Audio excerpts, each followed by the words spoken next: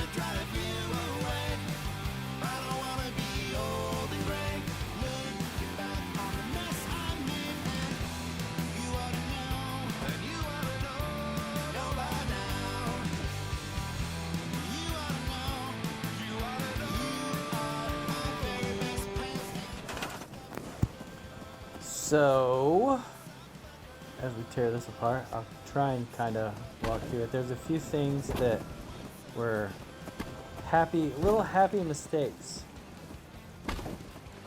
They like those things, I had no clue that they were going to do that. When I pulled the rug out that I put them up there with, not all of them fell, but a bunch of them fell, so I just left it. I thought it looked cool. And the same thing happened with those turrets in the front. I actually put the turrets in it because they did that. The lights, I used the Wi-Fi glitch to wire all of them so that there wouldn't be wires running around through everything. And I was really limited on how much I could use as far as electricity goes, because the windmills don't make a lot. So that's why there's only 2 active turrets and all these other ones that are inactive. I thought the ones merged into the table kind of looked like scrap parts. And I didn't want to cheat and go and get power from the main building and use the power up there. So this is all just powered by those 3 windmills. And I actually had to take some lights out because I had too many lights. You see there's no floor in here. The carpet was the whole floor.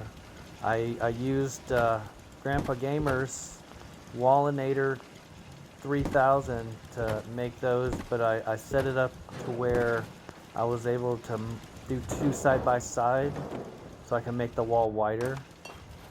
That's why they kind of look offset like that. And it works out really good. Once you get the hang of it, you can just buzz right through that thing. A lot of this is just normal, like a lot of fiddling around trying to get the walls to be in the place where I wanted them. Like that one I had to pillar into there.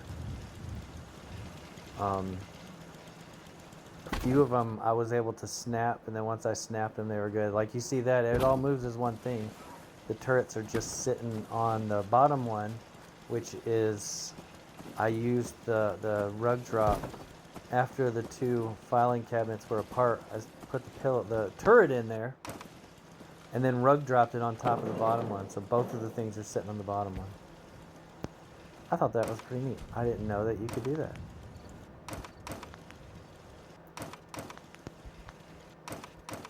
And in hindsight, I probably could have just made single walls, and then they go together real easy. Like they're very forgiving. So I could have probably just pushed them in there and made them a little different. But I think it turned out all right. Like that whole wall was just a wall, and I thought it fit in there good.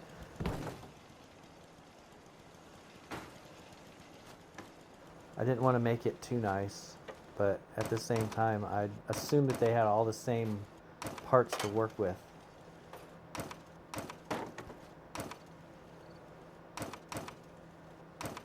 All the same stuff that they found, you know what I mean? I'm clearing off all this so I can get to the roof, because I want to take the roof down in one thing. This is a cool little thing. I figured out how to make this, so I can make this all day long using very little effort. Snapping, I put it on floor pieces and then snapped the floor pieces together, and then picked it up by deleting the floor pieces in a certain order, and you're able to make it to where it looks like that. This bed is another thing that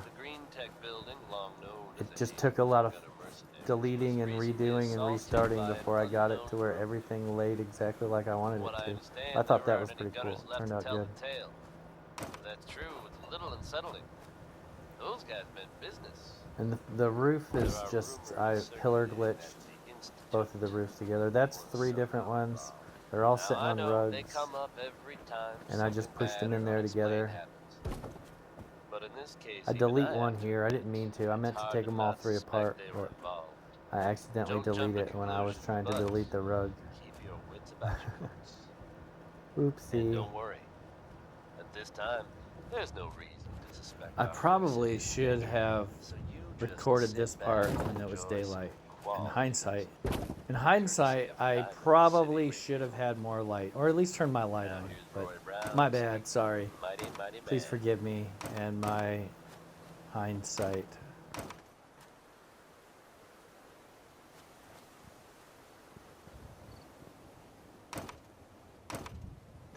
But yeah, those happened when I built them. I rug dropped them and then slid it over onto another rug and then dropped the rug out from under it. The bottom one falls, but the top one doesn't. But it's still sitting on the bottom one. And I found that you can do that with a lot of different things, and it still works that same way, where it leaves a gap in between it, and then you can play around using that gap on things. It'd work out good for a pillbox kind of sorta setup. You wanted to make those out of something. Yeah, these things that push together real easy. It's just 4 roofs,